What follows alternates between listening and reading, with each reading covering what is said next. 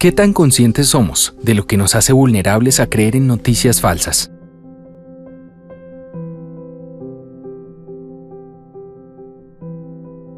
Yo estudié ciencia política, pero me defino como un ser humano y mi pretensión en la vida es ser escritor. También soy politólogo, vivo con mi esposa, con su hija y tengo una hija pequeña de 10 años también.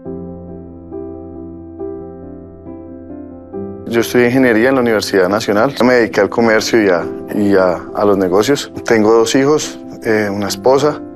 Pues básicamente esa es la meta de mi vida, tenerlos bien a ellos. ¿Qué es lo que más te motiva en la vida? ¿Tu mayor orgullo? Mi familia, yo creo que es lo que más me motiva, mi familia. Mis hijas. Ellas son lo que más lo motiva a uno. Lo más importante en mi vida, tengo 2 hijos, son todo para mí. Se le pidió a alguien de cada familia que les escribiera una carta. Ahora se las leerán entre ellos. Hoy en día puedo gritar que lo logramos, que tenemos 2 hijos maravillosos, que tienen un padre ejemplar. Por mi parte quiero que sepas que día a día me enamoras más. Amor mío, te admiro muchísimo por ser una persona sincera, leal, por siempre estar para tu familia, por entregar tu amor al máximo sin esperar nada a cambio. Siempre estás para mí apoyándome en mi profesión, en mis sueños. Me conmoví mucho, porque después de 2 divorcios, percibir tanto amor de la pareja es muy, muy valioso. Lo admiro por su amor incondicional por la familia, por su constancia y entrega por las cosas en las que cree. Porque detesta la corrupción, el maltrato, la discriminación y la injusticia. Lo que más me gusta es que a pesar de que eso de ser escritor es una tarea difícil, él decidió lanzarse al vacío y hacer todo por dedicarse a lo que ama. Me gustaría que recordara ese episodio donde juntos nos demostramos que con cariño podemos lograr lo que sea. Pues también me conmueve bastante. Los seres humanos siempre recordamos ese tipo de situaciones que en un momento son tan apremiantes y después resultan ser como tan victoriosas y llenas de cosas bonitas, ¿no? Los invitamos a ver unos videos que se grabaron antes de conocerse. ¿Qué piensas de las personas de izquierda y de derecha?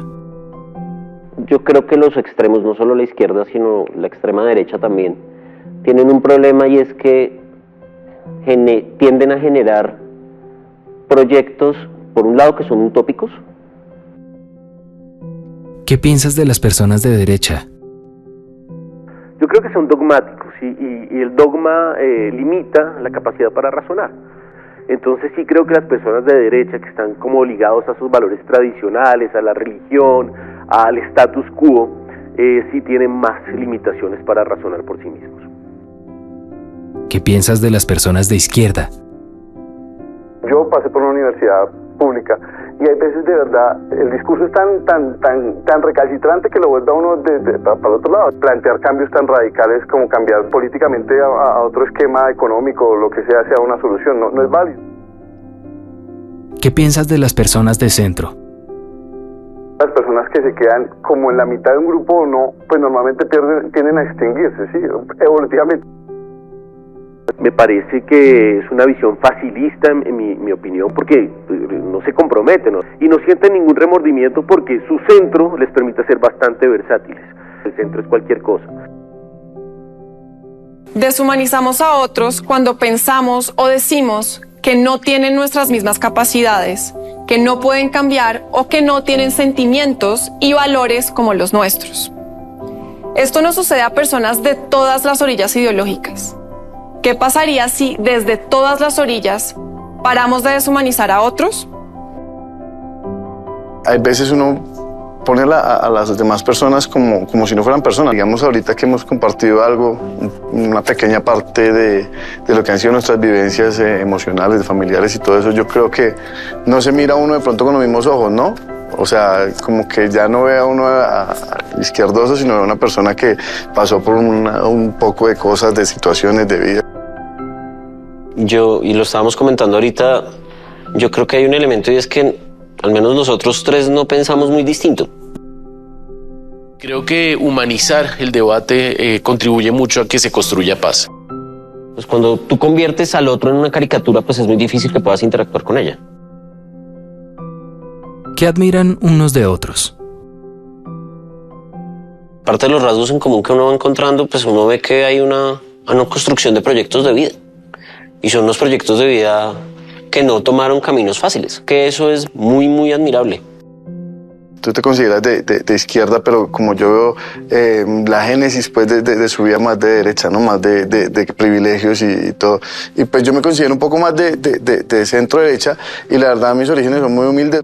Por ejemplo, la carta tuya es una oda al amor, o sea, al amor de pareja que es tan compleja hoy en día. Julián también me estaba contando cosas de su vida duras que uno le cuenta a todo el mundo y entonces, ¿qué admiro de ellos? La capacidad que tienen para transmitir su empatía, para poder hablar con el otro y hacerlo sentir como parte de una vida.